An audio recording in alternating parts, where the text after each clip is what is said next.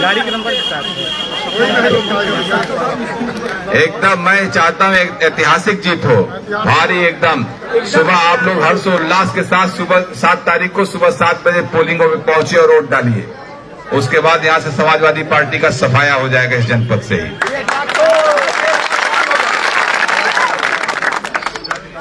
आपको ये बनवाना है, आप बोल दीजिए और जीतेंगे आप, कोई रोक नहीं पाएगा। अरे रुक जा, अभी बात कर रहे हैं, रुक जाइए, अभी बात कर लेने दीजिए।